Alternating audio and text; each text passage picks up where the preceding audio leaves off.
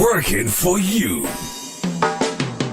A weekly talk radio program which highlights developments of national interest and the activities of your St. Kitts Nevis government. Join host Roy Williams as he presents news, views, reports, and interviews about everything regarding the activities of the Team Unity government and the building of our communities and the development of St. Kitts Nevis. Tune in and call in to interact with your government and share your views regarding the upward forward development of your community and our beautiful Twin Island Federation. Working for You is weekly, every Wednesday live from 1:30 p.m. to 3 p.m. on ZIZ Radio, Win FM, and Sugar City FM with rebroadcast on participating stations. Working for You. Welcome to another Working for You program. This is the weekly government program where the people can be informed about what the government is doing for them. I am Roy Williams, your host. Today, I have with me officials from CARICOM, the OECS, who are here to discuss geothermal renewable energy. Presently, there is a regional forum going on at the Marriott with the OECS, CARICOM, are collaborating to have discussions on renewable energy. I have with me today Dr. Devon Gardner, Program Manager for Energy and Head of Energy Unit at the CARICOM Secretariat in Guyana, Judith Ephraim, Program Officer of Sustainable Energy Unit at the OECS Commission, Mr. Jacques Chouraki, President of Terranov, which is a geothermal company, and he's also Foreign Trade Advisor of France. And I have with me the Honorable Ian Patches-Liebert, Minister of Public Infrastructure, Posts and Urban Development. Welcome to this program. Thank you. Okay, there's a lot going on. There's a lot of discussion that is being held presently at the Marriott. You are the experts on geothermal. And it is somehow something new that we're hearing about renewable energy in these parts, in the OECS and in CARICOM and so on. And there's a renewed trust to have renewable energy compared to fossil fuels, which are very expensive and also not so good for the environment. But many people really do not know what is geothermal energy and so on. So I'm going to ask, what is geothermal energy? Geothermal energy is something very simple in principle. It's the energy of the earth. You know that at the center of the earth you have the magma, which is a very hot heart of the earth, and this heat goes from the center to the surface, and it goes through water level, let's say between 1,000 2,000 meter deep. Okay, and because there is accumulation of water and heat, it's like a boiling place where the water heat goes up to 300 400 degrees Celsius sometimes. And so the geothermal energy is basically to drill wells or a few wells from the surface of the earth down into those reservoirs to bring this hot water to the surface, use it to produce steam, to separate the water from the steam, and you use the steam to make turbine movement and then generate energy, electricity. And then through different wells, you re-inject the water into the reservoir to make it 100% renewable. Because of course, if you take this water and this steam from the earth and you spread it in the atmosphere without putting it back into the reservoir, then it's not anymore a renewable resource. So geothermal energy is this. It's basically Mother Earth that gave us something, Mother Nature that gave us something wonderful, which is environment friendly, which is renewable when it's well managed and maintained. So which countries are more fit for geothermal energy? I would say the whole world is fitted with geothermal energy, but some of them with lower temperature than others. So almost everywhere in the world you can have district heating through geothermal energy with temperature around 90 degrees Celsius. Okay. This is, for example, in France, around the Paris area, you have a few million people heated with geothermal energy. Mm-hmm. And then you have other places, what we call the Ring of Fire, mainly, which is a combination of volcano and seismic area, where you have this naturally fractured reservoir and where you have temperature above 200 degrees Celsius, where you can produce directly electricity from this geothermal resource. Now, the reason I ask that question is that some countries are very volcanic and other countries are not volcanic. So are volcanic countries better for harnessing geothermal energy? It's part of what is necessary. You can have volcanoes without having geothermal energy that you can operate. But basically I would say the Caribbean is blessed by God because you have a seismic area, so you have some naturally fractured reservoir, and you have the heat from the volcano. And this is the combination of those two elements that allow the creation of geothermal energy. Right. Now, what are some of the benefits of geothermal energy? Environment-friendly energy. It's a resource which is clean. There's almost no pollution. I will say almost because you can never say 100%, but it's 99.99% emission-free.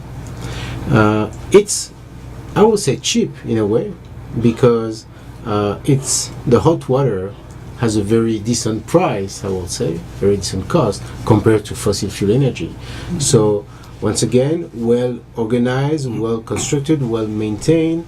It's a resource which is renewable and at a very decent price compared to other fossil fuel energy. Mm-hmm. Now, Dr. Gardner, what countries in CARICOM presently are pursuing geothermal? Well, thank you, Lesroy, for bringing me to the fold. At the moment, the Eastern Caribbean countries, a number of them, are actively pursuing geothermal development. If I was to name them in particular, Dominica is the most advanced in terms of the level of work that it has done so far and where it is relative to the others. But there is also a very significant amount of work that is now going on too in St. Kitts and Nevis, both on St. Kitts Island and Nevis Island. In St. Lucia, there is also some amount of work that has been done. There is work being done also in St. Vincent and the Grenadines. And lest we forget, Montserrat, who is also a member state of CARICOM, has been doing significant work. There have been some preliminary work too in Grenada. But Grenada, I would say, is the least advanced of the lot. But those are the countries that are already pursuing significant work. And I just wanted to add one thing to what Jacques said about geothermal. The fact is that at the end of the day, in terms of our energy requirements or energy demand, we either want to produce power that we can then convert to other energy services, or we can produce the energy services themselves, whether it is heating or cooling. And there is a lot of interest in looking at these lower temperature geothermal opportunities for providing heat that can drive cooling systems or heating systems, like heating for processing in food processing plants and so on. So that's all, on the other side. But in terms of the power production side, it's really the Eastern Caribbean countries, but there is opportunity for looking at geothermal energy in other countries which can have lower temperature resources that can be used for process heating or for geothermal cooling, but that's further down the road. Now, why is CARICOM pursuing this? Why is CARICOM supporting this? Because, you know, we have presently a lot of fossil fuels and so on, especially coming from a Petro-Caribe agreement and so on. How is this going to affect? Yeah, well, certainly. And good question, because people will ask the question, you know, why are we spending all this money to host a regional geothermal forum at a time where oil price is low, and why is it that we are still looking at all these renewables when people are now more comfortable with the cost of energy? And the truth is that there are there's nothing which could be further from the fact. This issue of low oil prices. If we try to understand the historical development of oil prices, at least in the last 10 to 15 years. In 2004, oil prices had reached $40 a barrel for the first time. Mm-hmm. And at that point in time, it was considered to be a historic high price. Today, 2016, we are about $45 a barrel, and we are saying it's low. If we understand what has happened is that we have stretched the elastic band.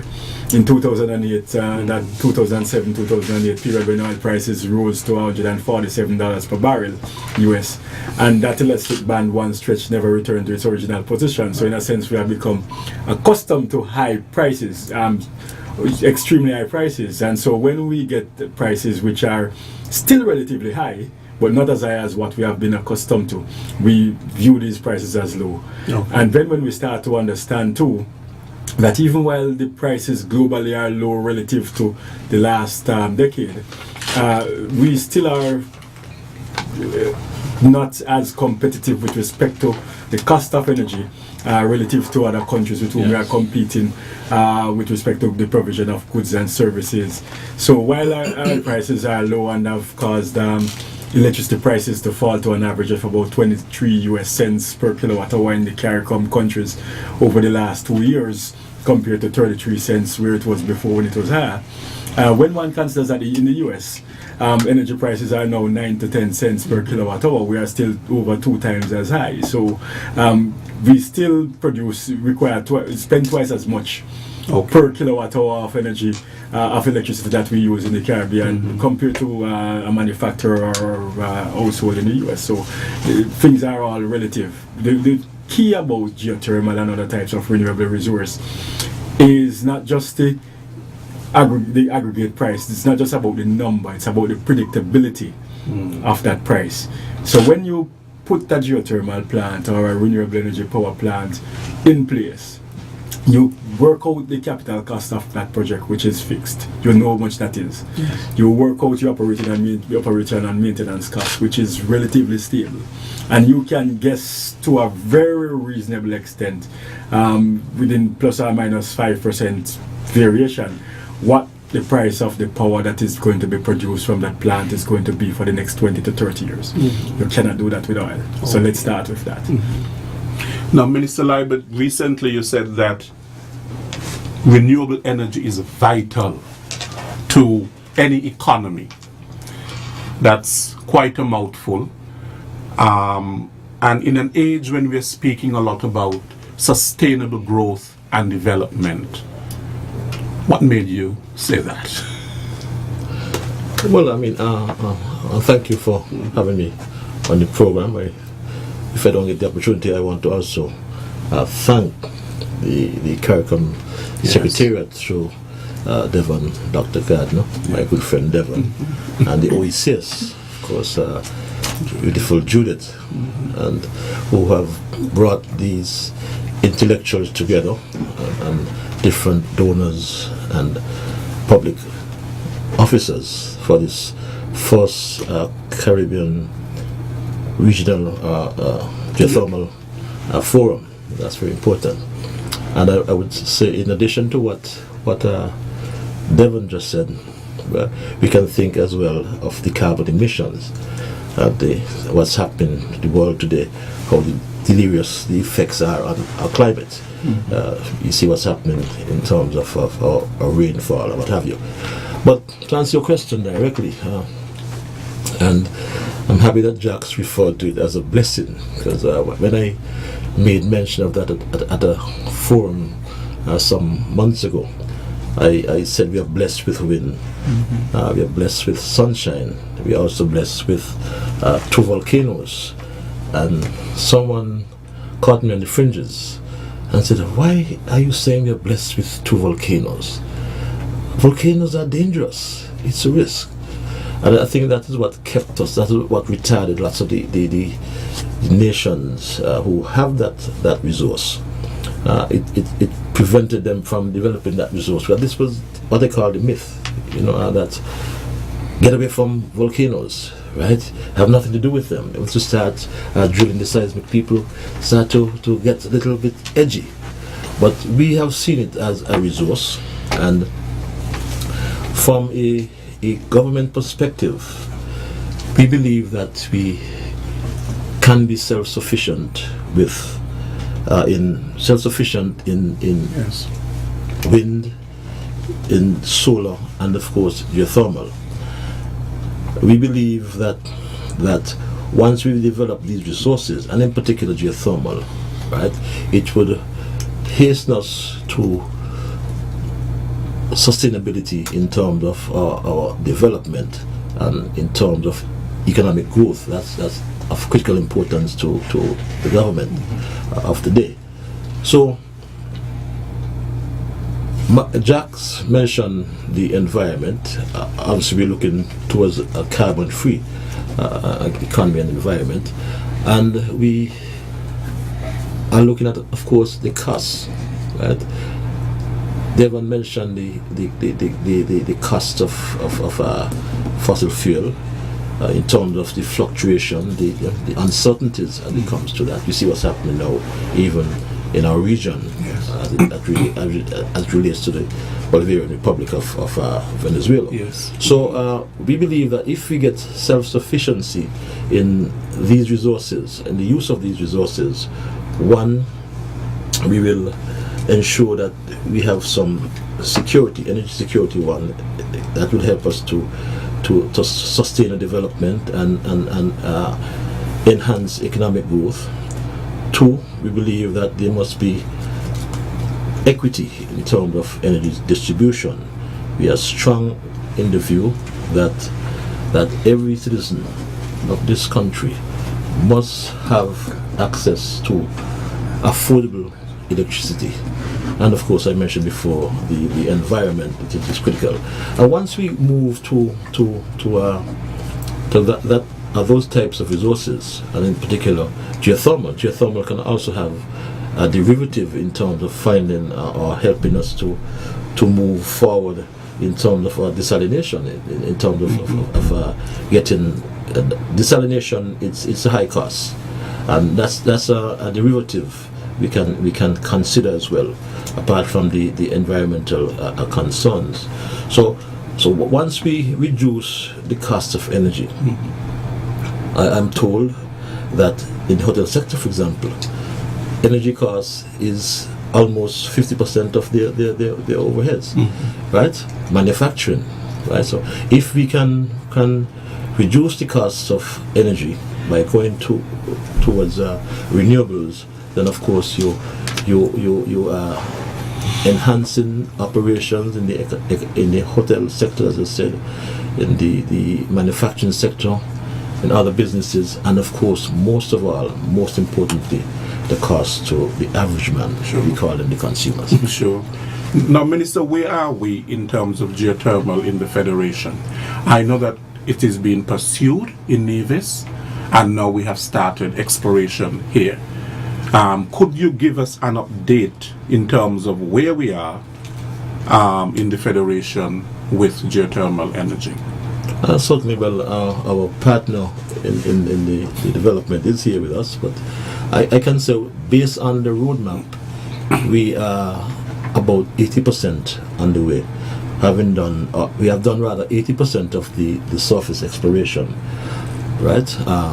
That is in St. Kitts. In St. Kitts, yes. We have done. Some people said 2 Gs, some people said 3 Gs, but the geophysicists, the geochemists, and the geologists were here. And as per the roadmap, they have done their surveys. Right now, they are doing some data processing at some universities in France, and some labs as well in France and in the US. There's some 20% still left to be done. That's in terms of collection of data, and once we'd have done that by the end of June or July, I think it is, then we will roll out the findings at the Carolec conference. I think it's in September of this year, right here in St. Kitts. We'll roll the findings, but suffice to say that things are looking positive. So those findings would tell us whether St. Kitts is Yes, yeah, yes. we are geothermal rich. Yes, right. And obviously, it's important for us because we thought it would be irresponsible of us as an administration if we did not establish whether there's a geothermal resource here on St. Kitts, and if so, determine how best to develop that resource.